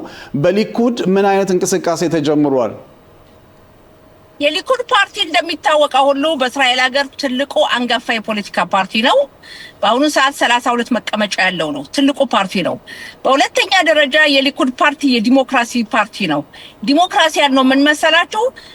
የሊኩድ ፓርቲ አባላቱን ለሚቀጥለው ክነሴት የሚያገለግለውን የሚመርጡ የፓርቲው አባል የሆኑ ሰዎች ናቸው። ያ ምን ይባላል? ምትፓክዲም እንለዋለን በዕብራይስጡ እና ቅድመ ምርጫ ይሆናል ፕራይመሪስ የምንለው። ያ በሚሆንበት ሰዓት አንደኛ፣ ሁለተኛ፣ ሶስተኛ የሚለው ደረጃ ይመደባል። ይሄ ትልቅ የዲሞክራሲ ጨዋታ ነውና በዚህ ዙሪያ ላይ ነው አሁን ያለው ዝግጅት። እያንዳንዱ ድጋሜ ለመመረጥ ወይም በውጭ ያሉ አዲሶች ለመግባት አዲስ ክነሴት ያልነበሩ ማለት ነው። በዚህ ላይ ብዙ ዝግጅት አለ። እያንዳንዱ የፖለቲካ ወቅት ስለሆነ ራሱን ጎላ አድርጎ ለማሳየት ይሞክራልና በጣም ደስ የሚል የዲሞክራሲ ጨዋታ ነው አሁን ያለንበት። አቶ ሽሎሞ ይሰማል? አሁን የመጨረሻ ጥያቄ ለዶክተር ጸጋ። አዎ እኔ እንኳን ዶክተር ጸጋ ለጠየቃት የፈለኩት እንዴት ነው እንደሚታወሰው የሊኩድ ፓርቲ በእርግጥ የዲሞክራሲ ፓርቲ ነው። ከሌሎች ፓርቲዎች የተለየ ፓርቲ ነው ማለት ይቻላል። ልክ እንደ ያኢር ጎላን ፓርቲ ነው ደግሞ የዲሞክራሲ ፓርቲ እና የኔ ጥያቄ ዶክተር ጸጋ አሁን ጠቅላይ ሚኒስትር ቢንያሚን ኔታንያሁ ያደረጉ ያሉት የሊኩድ አባላትን በጣም ቴንሽን ውስጥ አስገብቷቸው ይባላል። ብዙ ኮታዎችን ራሳቸው ዲሞክራሲያዊ ምርጫ ሳይሆን መመደብ ይፈልጋሉ እና ያን የክነሰት አባላቶችን በጣም አሳስቧቸዋል ይባላል። በዚህ በኩል ምን አይነት አመለካከት አለሽ? መረጃውስ እውነት ነው ወይ ነው? በመጀመሪያ ደረጃ ትርሱ የሊኩድ ፓርቲ ለምርጫ በሚሄድበት ሰዓት የሊኩድ ሚፍሌጌት ሊኩድ በራሹት ቢንያሚን ኔታንያሁ ነው ማለት የሊኩድ ፓርቲ ለውድድር የሚቀርበው በመሪው የሊኩድ ፓርቲ በጠቅላይ ሚኒስትሩ ወይም በቢንያሚን ኔታንያሁ መሪነት ነው። ስለዚህ በምርጫ በሚሆንበት ሰዓት ትልቁ ህዝቡ በብዛት የሚመርጠው ማንን ነው? ፓርቲውን ብቻ አይደለም መሪውን ነው ዋናው። ስለዚህ ጠቅላይ ሚኒስትሩ መሪ እንደመሆናቸው መጠንና ፓርቲውን የበለጠ ለማጠናከር በፓርቲው በኩል ከፍተኛ ድጋፍ ለማግኘት አቶ ሽሎሞ ፓርቲ ምርጫ መካሄዱ ብቻ በቂ አይደለም። ወይም ማለት ቅድመ ምርጫ ፕራይመሪስ በምርጫው ጊዜ ከፍተኛ ድምጽ ማግኘትና መንግስት ማዋቀሩ ነው ትልቁ ዋና ዓላማ እንጂ ከምርጫ በኋላ በተቀናቃኝነት መቀመጥ ስላልሆነ በዚህ ጉዳይ ላይ ጠቅላይ ሚኒስትሩ የራሳቸው ፍላጎት ይኖራቸዋል። ግን ቀደም እንዳልኩት የሊኩድ ፓርቲ ተቋም ያለው መሰረት ያለው የሊኩድ ደንብና ህግና ደንብ አለው። የፓርቲው የሊኩድ ፍርድ ቤት አለው። ቤድን ለሊኩድ አለው። አሁን ቅድም አቶ ሽሎሞ የያኢር ጎላንን አነሳ እንጂ ሁለቱም ማወዳደር አይቻልም። ይሄ ሊኩድ መሰረት ያለው ብዙ አመት የቆየ ብዙ ተቋማት ያሉት ፓርቲ ነው። በተቋማቱ መሰረት ውይይት ተካሂዶ የጠቅላይ ሚኒስትሩ ሐሳብ ድጋፍ ሊያገኝ ይችላል። ግን ብዙውን ጊዜ የጠቅላይ ሚኒስትሩ ሐሳብ ምን ጊዜም በሆነ ድጋፍ ያገኛል። ይሄንን አያይዤ መጠየቅ የምፈልገው ዶክተር ያኢር ኔታንያሁ የጠቅላይ ሚኒስትር ቢንያሚን ኔታንያሁ ልጅ በሚቀጥለው ፕራይመሪዝ ሊወዳደር ይችላል የሚልም አንዳንድ መረጃዎች ተጨባጭ ባይሆኑም እየተሰሙ ነው። እንዴት ነው በዚህ ጉዳይ ላይ? በመጀመሪያ ደረጃ መወዳደር ከፈለገ መብቱ ነው። እንደ ማንኛውም መጥቶ መወዳደር ይችላል። ዲሞክራሲ ያለበት ፓርቲ ነው፣ መወዳደር ይችላል። ነገር ግን እሱ ከጥቂት ቀናት በፊት በሰጠው መግለጫ ፖለቲካ መግባት አልፈልግም የሚል ነው የሰጠው እንጂ መወዳደር ከፈለገ ይችላል። ለመጨረሻ በእውነት የምሰጥሽ እንግዲህ በመታደርጊው እንቅስቃሴ ለህብረተሰቡ የምትሰጪው መልእክት ካለ በዛ እንጨርሳለን ዶክተር። አዎ በህብረተሰቡ በኩል የምሰጠው ያካሄድኩትን እንቅስቃሴ በተመለከተ በተለይ ያስተላለፍኳቸውን ህግ መተላለፉ ብቻ በቂ አይደለም። ህጉን መጠቀም መቻል አለብን። ለምሳሌ ያክል የፖሊስ ፋይልን በተመለከተ በሰላማዊ ሰልፍ የተከፈተባቸው ወይም አንድ መንደር ሲጫወቱ ወንዶችን ነው ብዙ ጊዜ የሚተናኮሉ ፖሊሶችና ፋይል የተከፈተባቸው ይዘጋ የሚለውን ህግ መጠቀም አለባቸው። ሌላው ሁለተኛው በህብረተሰባችን ጎልቶ የሚታየው የጡትና የማህፀን ነቀርሳን በተመለከተ በዚህ ጉዳይ ላይ በጤና ጥበቃ ሚኒስቴር ጽሕፈት ቤት ውድ የሆነው ምርመራ እያንዳንዱ አስቀድማ እንድትመረመር እድሜዋ ከ25 ዓመት ጀምሮ በሚለው ጉዳይ ላይ ያስተላለፍነው ውሳኔና ይሄ ገንዘብ የተመደበውን ኢዳችሁ ተመርመሩ። እያንዳንዱ ኢዳ መመርመር አለባት። እኔ ምርመራውን አካሂጃለሁ። ምርመራውን እንደውም ስመረመር አሳይቻለሁ። በደም ብቻ በቀላሉ የሚሆን ምርመራ ነው። ከምርመራው በኋላ ከ6 ሳምንት በኋላ ውጤቱ ይሰጣልና እያንዳንዷ ሴት ሂዳ ትጠቀምበት። ይሄንን መብቷን የነፍስ አድን ነው። አስቀድሞ ማወቅ ብዙ ነገር ይረዳል ከአምላክ በታች። ሌላው ከ2 ሳምንት በፊት የዛሬ 2 ሳምንት ያስተላለፍኩት ያጸደኩት ህግ አፖትሮፖስ የምንለው አዛውንቶችን የሚንከባከቡ ኃላፊነቱን የሚወስዱ እናትን አባት ሽማግሌን የሚንከባከብ ልጅ ወይም ደግሞ የአካል ጉዳት ያለው ንሁት ያላቸው በቢቶ አህሎም ሊሆን ይችላል በተለያዩ ምክንያቶች ንሁት ያላቸው የነሱ ተወካዮች አፖትሮፖስ የምንላቸው ይሄን መብታቸው እንዲጠቀሙ ነው።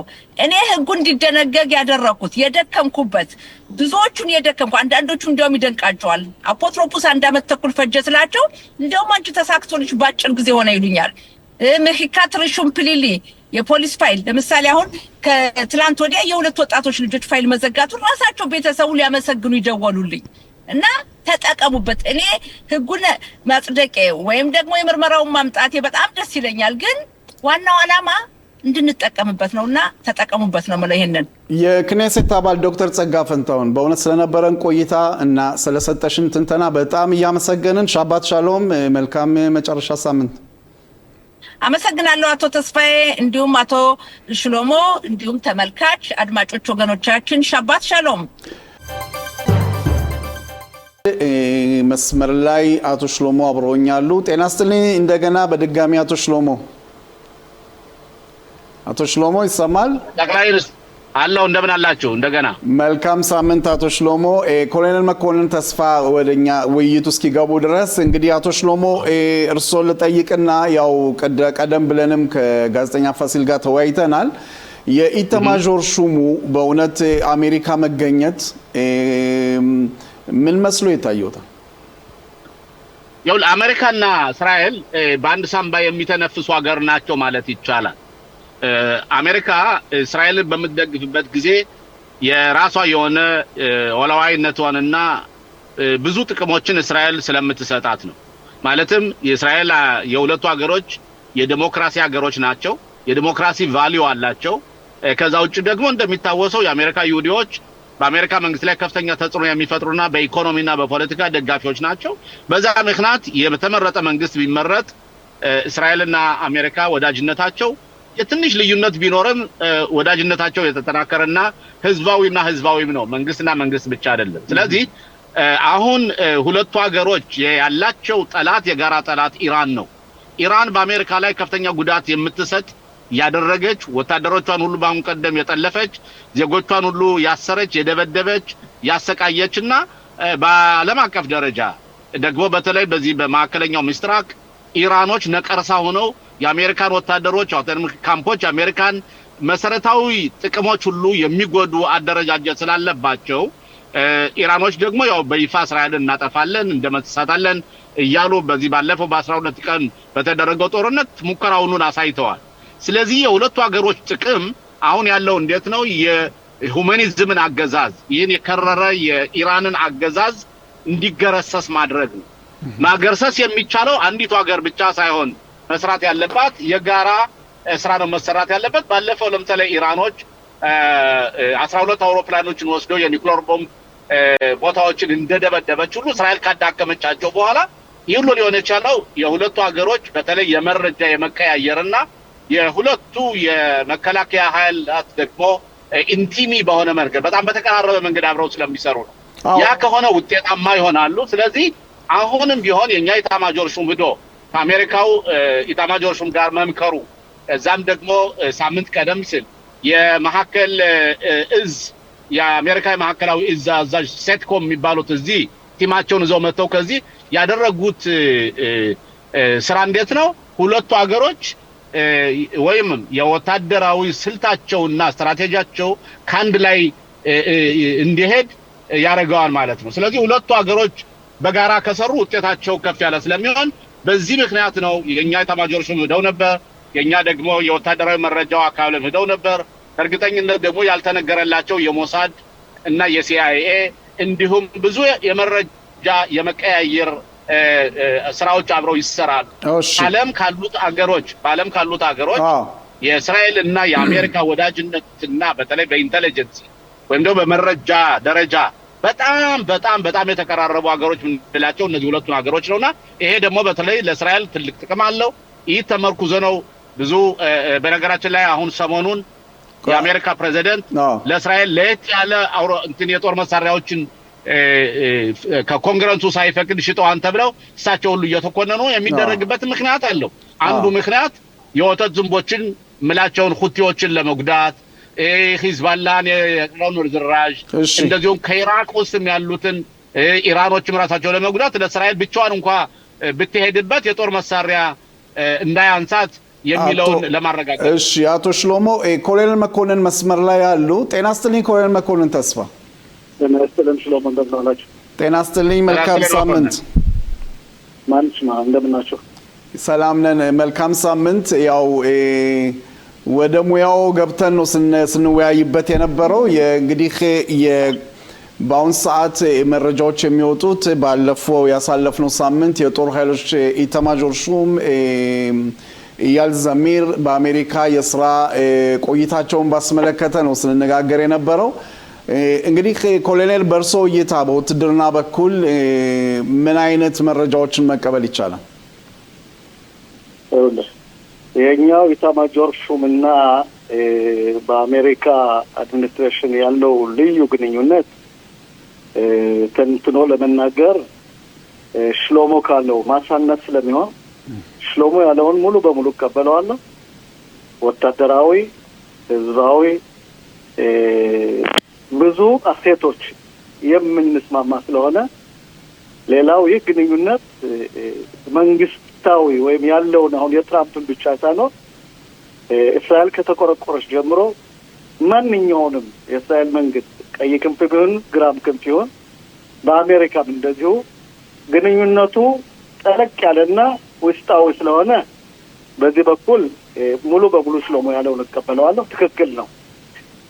ነገሮቹ ስለሄዱበት ትልቁ ምክንያት ሽሎሞ ካለው መጨመር የምፈልገው አንዳንድ ነገሮች የሚቋጩ በተለይ በደህንነቱ በኩል ካርታዎች የሚቀርቡበት በየትኛው ስልት ብንሄድ ምን አይነት ድጋፍስ ከእናንተ እንቀበላለን፣ እኛንስ መልሶ ማጥቃት ቢያደርጉ ከአሜሪካ የምንጠብቀው እርዳታስ ምንድን ነው እና ወታደራዊ አካሉን በአንድ አይነት የኦኪቶኪ መሳሪያ ከኛና ከነሱ ተቀምጦ ለመረዳዳት ሲባል ነው።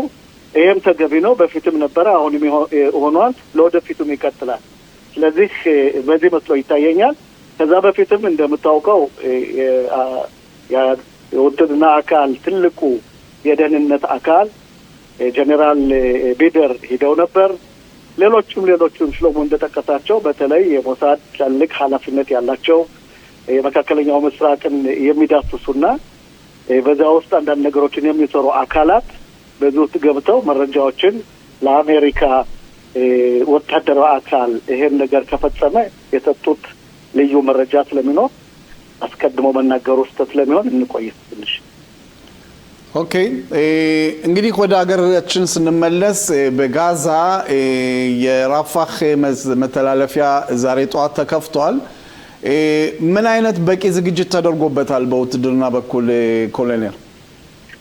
የራፋህ ኬላ ከመከፈቱ በፊት ከአንድ ወር በፊት የደቡብ እዝ ሙሉ ዝግጅት አድርጓል። ይሄ እንደሚሆንም ይታወቃል። በተለይ ግን ጥርጥር የነበረን ራንግቪል ሳይመለስ ይህ ነገር እንዳይደረግ እንጂ አሁን ወታደሮቻችን ሙሉ በሙሉ ተመልሰዋል። አስከሬኖቻችን አንድ የቀረን የለም።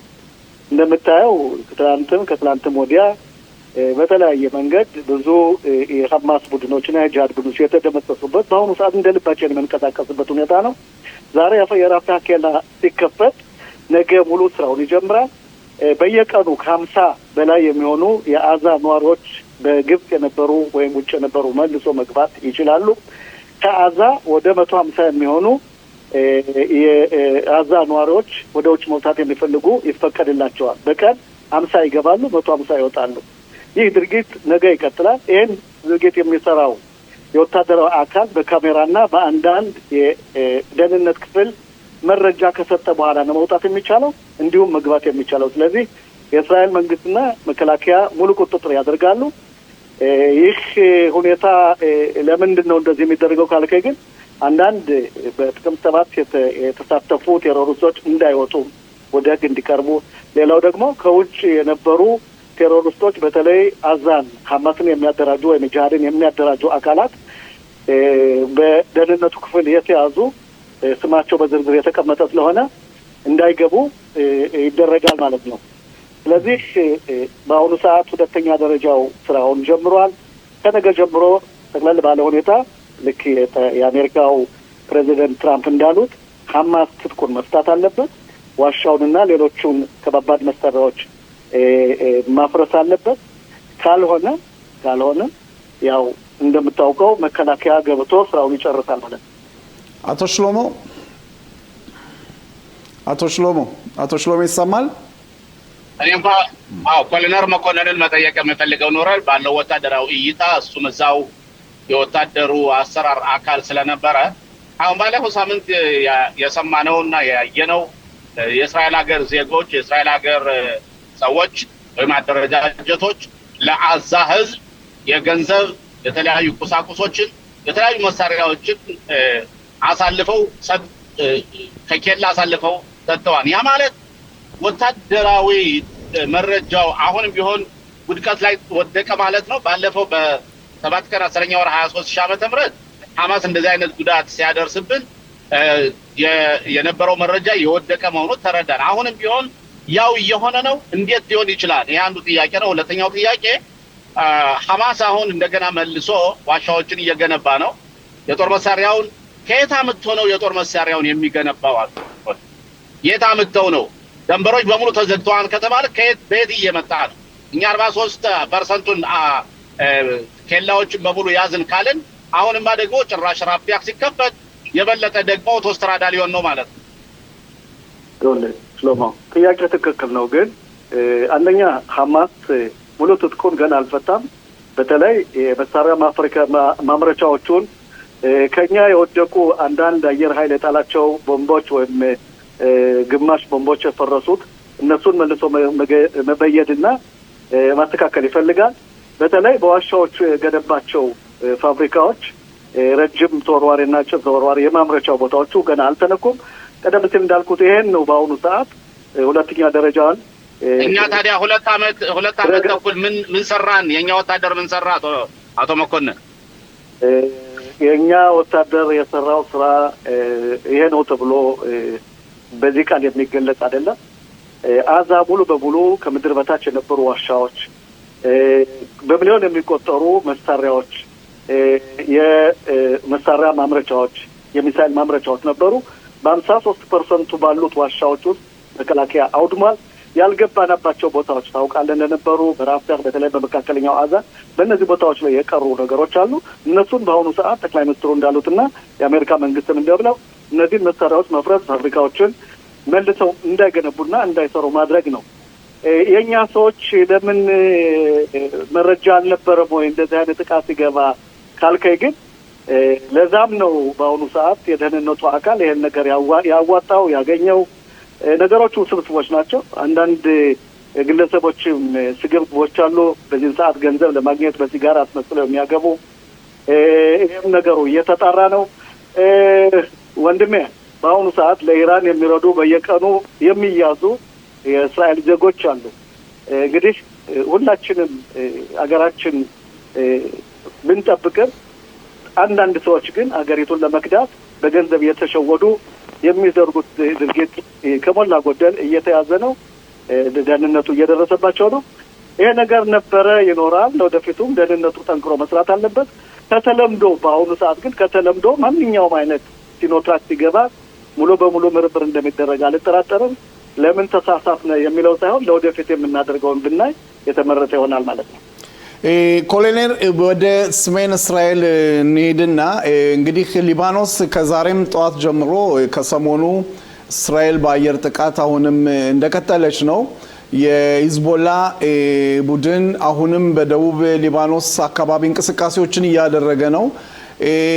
የእስራኤል እርምጃ እንዲህ አይነት እንቅስቃሴዎችን ሄዶ መምታት ወይስ በመጨረሻም የግዴታ ገብቶ ነገሮችን ማጽዳት ሁኔታ የሚለውን ነገር እንዴት በውትድርና በኩል ይታያል ኮሎኔል? እነዚህ ኢላማዎች ሙሉ በሙሉ በዝርዝር የተቀመጡ በአሁኑ ሰዓት በአሜሪካ ወታደራዊ አካል ኢታማጆር ሹሙ ያቀረባቸው ኢላማዎች አሉ። እነዚህን ኢላማዎች ለማውደም ከአሜሪካ መንግስትን ተጠይቋል። ፍቃድ ከመስጠታቸው በፊት የአሜሪካው ዲፕሎማሲ የአሜሪካው አምባሳደር በሊባኖን የሚገኙት በአሁኑ ሰዓት ከሂዝቦላና ከሊባኖስ መንግስት ጋር ድርድር እያደረጉ ነው። እስራኤል ግን በዚህ በኩል ድርድር አላደርግም ብላ ዝታለች። ከሞላ ጎደል እንደምታየው በየቀኑ በሲዶንም ሆነ በኬሌ ወይ በተለያዩ ቦታዎች የሂዝቦላ ቡድን መንሰራራትና መሳሪያ ማስተላለፍ ሲታይ እየወደመ ነው። ይህ ሁኔታ ይቀጥላል። እስራኤል ቁርጠኝነቷን እያሳየች ነው። ለሊባኖስ መንግስት ለአንድ ወር የሚያህል ሂዝቦላን ልክ እንደ ሀማስ ትጥቁን እንዲፈታ እንደገና ጊዜ ተሰጥቶታል። የአሜሪካው አምባሳደር ሊባኖስ የሚኖሩት እንደጠየቁት ነው የእስራኤልን መንግስት። ያ ካልሆነ ግን እስራኤል በየትኛውም ሰዓት ገብታ ምንድነው ያለችው አገራዊ የሆኑ ኮንስትራክሽኖችን ወይም አሴቶችን አትጎዳም፣ ግን የሂዝቦላ የሆነ ኢላማዎች በሙሉ እንደሚደበደቡና እንደሚወድሙ ለአሜሪካ መንግስት አስረድታለች። ለሊባኖስ መንግስትን በደብዳቤ ሳይቀር ልካለች። ስለዚህ አንድ የቀረው የሊባኖስ መንግስት የተሰጠውን ጊዜ ተጠቅሞ ልክ እንደ አዛ እንደሚደረገው ማስፈታትና ሀገሩን ወደ ሰላም መምራት ወደ ኢኮኖሚካሊ መምራት እንጂ እስራኤል በየትኛውም መልክ በየትኛውም ዘዬ በየትኛውም መንገድ በየትኛውም መስፈርት ቁርጠኝነቷን እያሳየችና ተመልሳ ሀያላን ሀገራን መሆኗን እያስመሰከረች ነው። ይሄም ይቀጥላል። አቶ ሽሎሞ በዚህ ጉዳይ ላይ ጥያቄ ካለዎት? እንደሚታወሰው አሁን ወይም ያየነን የገመትን ያለ ነው የአሜሪካ መንግስት ኢራንን እንደሚጎዳና ከዛም ዋናው ዓላማ መጨረሻ ላይ ኢራኑን የሁማኒዝም አገዛዝ ለመገርሰስ ነው። ይህ በሚባልበት ጊዜ እንደዚህ እየታሰበ ያለ የሂዝቦላው ርዝራዥ አገዛዝ በእስራኤል ላይ እኛ ጥቃት እናመጣለን፣ ኢራን ከተጎዳች እኛ እስራኤል እንጎዳለን እያለ የፎከረን ነው። ምን ያህል ነው ለኛ የሂዝቦላ ሁኔታ እያለቀለት መሰለኝ። በአሁኑ ሰዓት በአሜሪካና በኢራን በሚደረገው ድርድር ጦርነቱን ውስጥ እንዳይገቡ እየተደረገ ነው። አንደኛ ኒውክሌር የሚባል ፕሮጀክት እንዳይኖራት፣ ሁለተኛ እነዚህ ትልልቅ ሚሳይሎችን ያሏትን ማውደም፣ ሶስተኛ እነዚህ ፕሮክሲ የሚባሉትን ፑቲን ሺዎችን በኢራቅ የሚገኙትን እና ሂዝቦላን ሐማስን ወይም የቴሮሪስት ግሩፕ የተባለውን በሙሉ በገንዘብም ሆነ በመሳሪያ ላለመርዳት መፈረም አለባቸው የሚል ሁኔታ ነው ያለው። ያ ከሆነ የሂዝቦላ ሁኔታ ለወደፊት በአሁኑ ሰዓትም ደክሟል፣ ተንቆጥቁቷል። ለወደፊቱም መንቀሳቀስ የማይችልበት ሁኔታ ምክንያቱም እንዴት ነው እንትኑ ተዘግቷል፣ ሽበሩ እየተዘጋበት ነው። ያ ከሆነ ደሞዝ አይከፍልም፣ ወታደሩ ዝም ብሎ ማገልገል አይችልም፣ መሳሪያውን በቀላሉ ማስረከብ ይችላል። ሊባኖስ እንደ ሀገር ተነሳ ራሷን ማቋቋም ትችላለች። እንደዚሁም ሁቲ። ይህ ድርድር ለኛ በትክክል ድርድሩ ከተሳካም አልተሳካም ኒውክሌሩ አንድ ደብ ከያዘልን ኒውክሌሩ ከወደመ ፕሮጀክቷን ከተወች ቅርባዊ ወይም በቅርብ የምናየው አደገኛ የሚሆን ነገር የለም። ነገር ግን ዞሮ የእስራኤል ስጋት ሶስቱ ነበሩ። አንደኛ ፕሮክሶች የምንላቸው እነሱን በኢራን በኩል ድጎማ እንዳይደረግላቸው፣ ሁለተኛ ተወዝዋዥ ሚሳይሎች ረጅም ሚሳይሎችና አጫጭር ድሮኖች እዚያው እንዲወድሙ፣ በተለይ ግን ኒውክሌሩ ከወደመ ምናልባት የአሜሪካ መንግስት የሚያደርገው ድርድር በእስራኤል ሀገር ተቀባይነት ሊኖረው ይችላል። ካልሆነ ግን እስራኤል የኒውክሌሩን ሁኔታ የምትተው አይመስለኝም። ራሷ የምትወጣውና ምናልባት ለወደፊት ከአሜሪካ መንግስት ጋር በአንድ አይን አይተው ነገሮችን እንደሚያደርጉ አንጠራጠርም። ቀደም ሲል እንዳልኩ ነው፣ ጦርነት እንደ ሰንበቴ ቤት እንዲሁ የምትገባበት አይደለም፣ ዝም ቤት አይደለም። ብዙ ነገሮች መስፈርት ላይ መውሰድ አለበት። የአሜሪካ መንግስት ከምግባት በፊትም የሚያደርጋቸው መስፈርቶች ከዚህ ነገር ለመቆጠብ ይመስለኛል። በቀላሉ ጦርነት ሳይከፈት ህዝብ ሳይወድም ተቋማት ሳይወድሙ እነዚህ ነገሮች ሶስቱ ከተገኙ ምናልባት የአሜሪካው መንግስትም እስራኤልን ኤሮፓን የሚቀበሉት መስሎ ይታያል። ኮሎኔል መኮንን ተስፋ በእውነት ስለሰጡን በቂ ማብራሪያ በጣም እናመሰግናለን። ለነበረን ቆይታም እናመሰግናለን። መልካም ሳምንት ኮሎኔል። መልካም ሳምንት ለእናንተም አመሰግናለሁ።